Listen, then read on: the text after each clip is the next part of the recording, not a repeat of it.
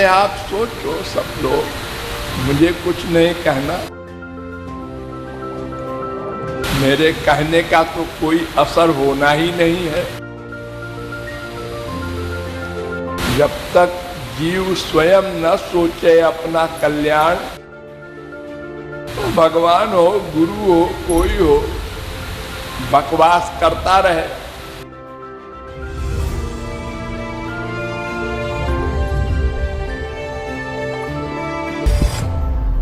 बैठ जाओ।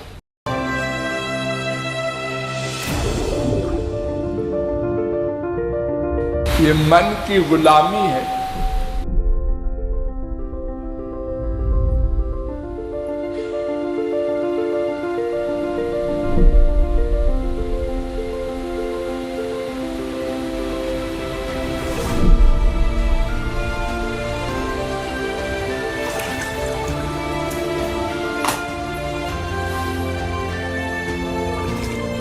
अरे दो चार इसमें बूढ़े हैं, बहुत बड़ी मस्ती से जब मन में आता है तब चलते हैं अपने अपने कमरों से।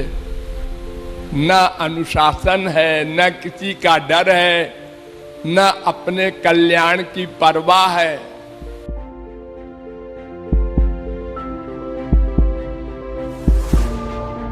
अरे शरीर का ही सुख चाहना है तो अनंत जन्म चाहा है, और चाह लो 10, 20, 50 साल जब तक जियो।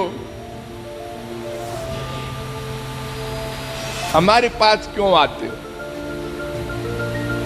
और क्या लेक्चर सुनते हो?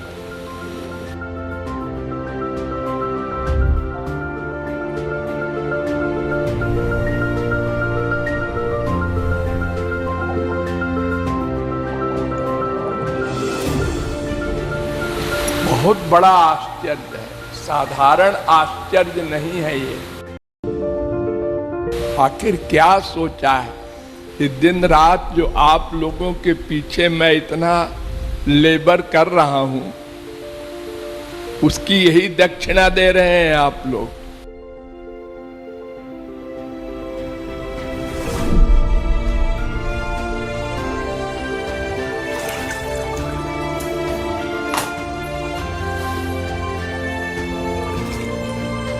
हो, बकासुर हो, कोपड़ासुर हो, कोई हो, तो भगवान दृष्टा बनकर देखता रहता है तुम क्या करते हो, और तुम्हारे पूर्व जन्म के किए हुए प्रारब्ध कर्म का फल भोगवाता है, भोगना पड़ेगा। तो ये बात हमको मान लेनी चाहिए कि हमारा परम हितैषी माता पिता बेटा सखा प्रियतम सब कुछ हमारे हृदय में सदा बैठा है, सर्वत्र साथ रहता है। इसका बार बार अभ्यास करना पड़ेगा। ऐसे मेरे बोलने से आप नहीं कर लेंगे। आप कुछ देर अब ना, जब तक मैं लौट के ना आऊं। अच्छा गुरुजी, वो महापुरुष हो गया, उसके ऊपर दीमक के पहाड़ बन गए, लेकिन वो उठा नहीं कि गुरुजी ने कहा है हम जब आएंगे तब उठना। ये गुरु की शरणागति, उनकी बुद्धि में बुद्धि जोड़ दिया बस, और कुछ नहीं। लापरवाही ना हो। हम आशा करते हैं कि कोई शिकायत मेरे पास ना आएगी और मैं उससे दुखी न होऊंगा। किसी का बच्चा कोई गलत काम करता है तो माँ बाप को दुख होता है ना। हम इतना परिश्रम आप लोगों के साथ करते हैं इतनी उम्र में, तो इसी आशा से करते हैं कि आप लोग अपना कल्याण करेंगे। और अगर आप लोग ऐसा नहीं करते हो, मेरे पास शिकायत आती है किसी की, तो ये आपकी सेवा नहीं है, ये तो गुरुद्रोह है, नामापराध है, और आप जो कमाए हैं सब गमा रहे हैं।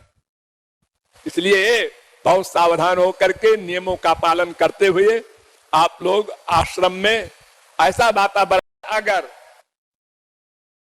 मनमाना ही करना है या नास्तिक बन करके चोरी करना है कि महाराज जी को मालूम न पड़े, प्रकाशानंद को मालूम न पड़े, ऐसा करो।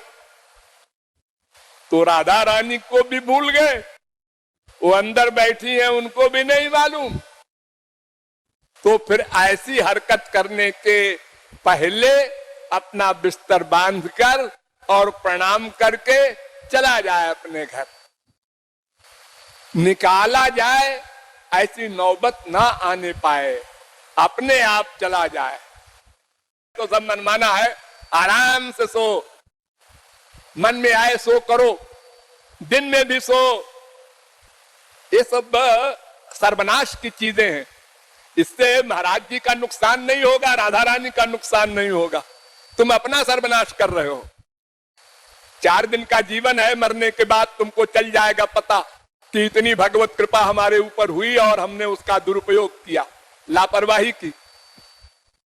ये शरीर को आराम तलब न बनाओ, इससे काम लो, सेवा का काम लो। जब तक प्राण है इससे बना लो अपना परमार्थ। ये मानव देह बार बार नहीं मिला करता कि हर बार मानव देह मिल जाएगा। दोबारा तो मानव देह तब मिलेगा जब मानव देह पाने वाला वर्क हो आपका। और कहा उन्होंने ऐसे हमसे झड़प करके। तो हर व्यक्ति नम्रता से बात करे, ठीक टाइम पर ठीक काम करे,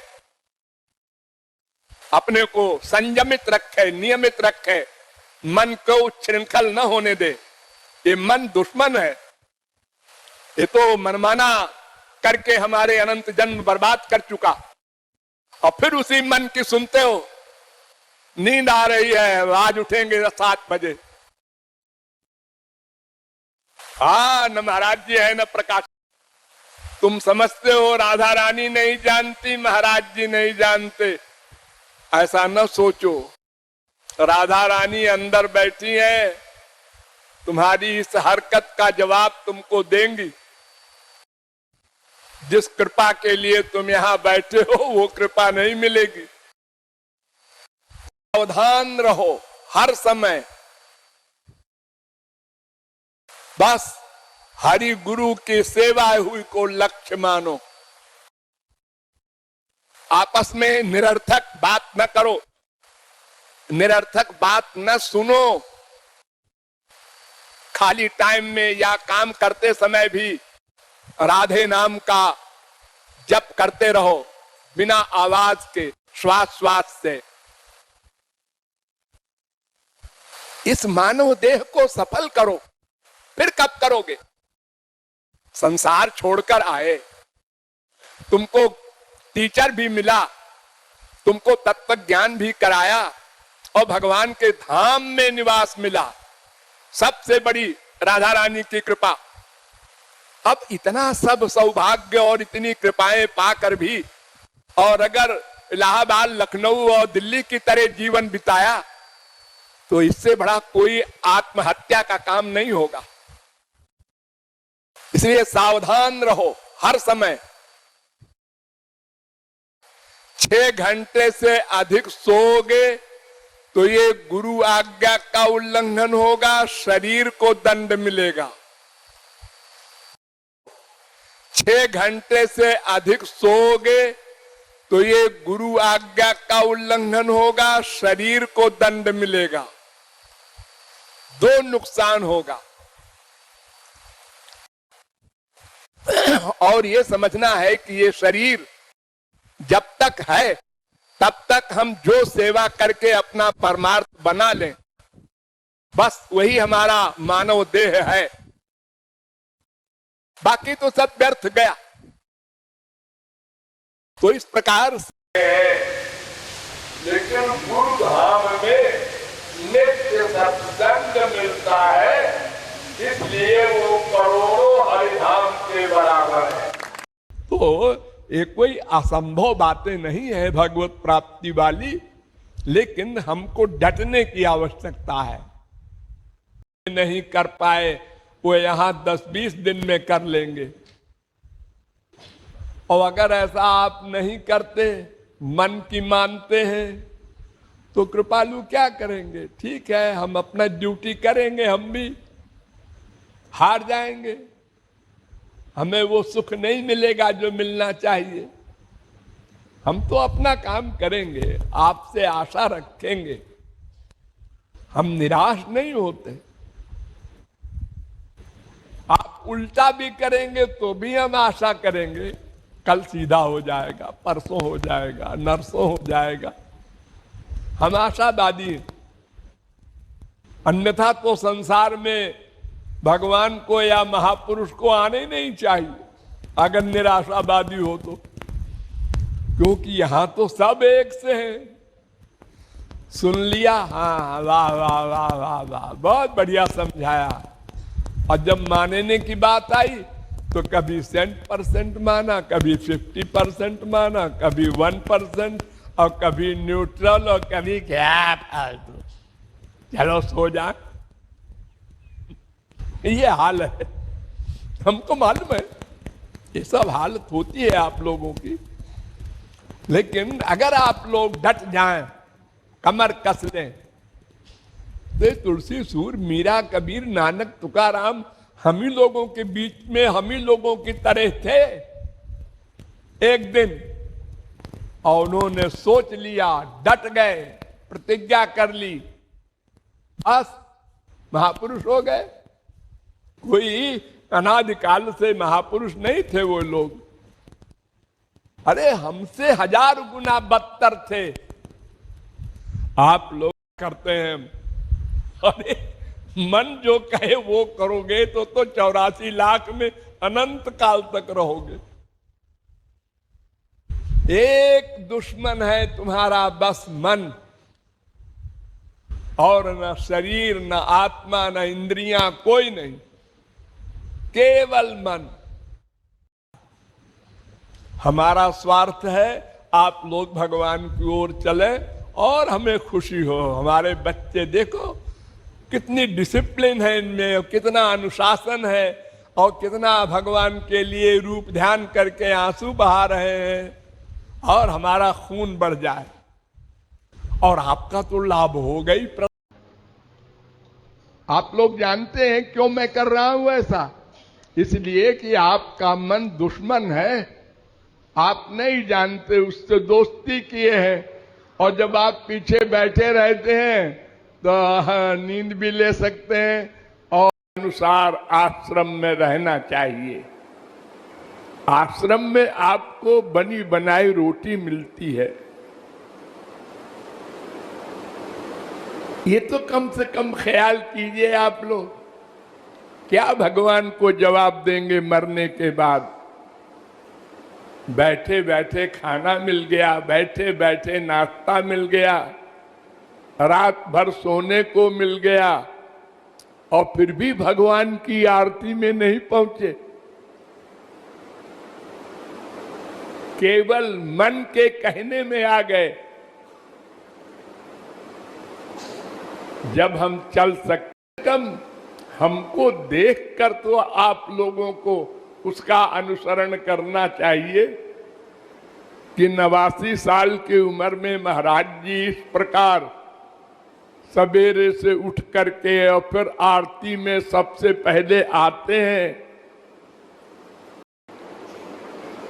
और आप लोगों को तो भगवान का, राधा रानी का, गुरु का भय होना चाहिए। वो देख रहे हैं।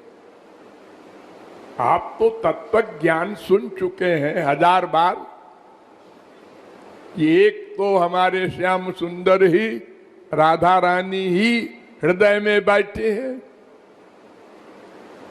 और शायद गुरु जी भी देखते हो, और उन्हीं की कृपा प्राप्त करना है। अरे अनंत जन्म सोए हैं, ये आदमी नहीं आते। हमारे अनंत जन्म इसी मन ने बिगाड़ा है। सवेरे नींद आ रही है, क्यों रे तू कीर्तन में क्यों नहीं आया? क्या जाने की इच्छा हो गई है फिर से? इतना बड़ा नाम अपराध करता है, तेरी हिम्मत है, मन न्याय सो करे। ये अपराध क्षम्य नहीं होगा, ये नामापराध है। ऐसे पाप करने के लिए मंदिर में मत रहो, अपने आप चले जाओ जहां जाना।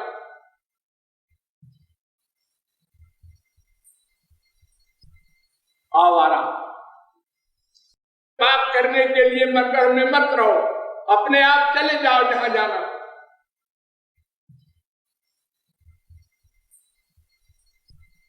आवारा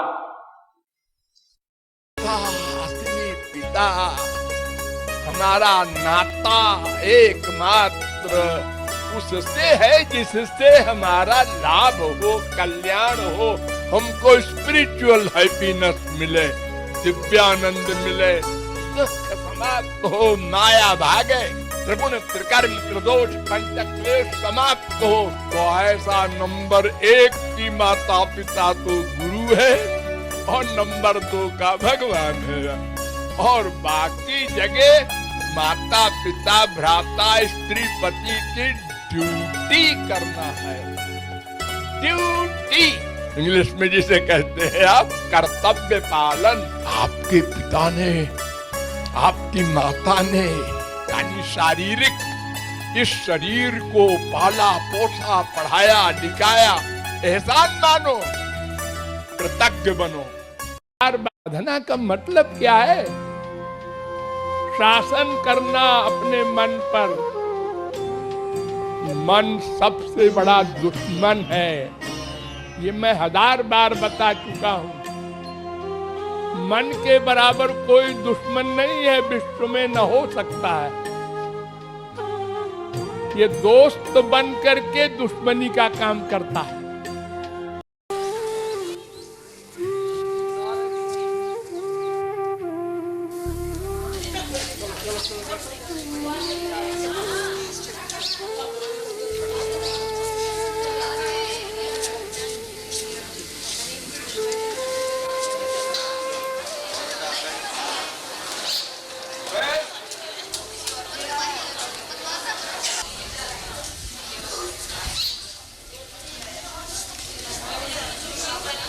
Yeah.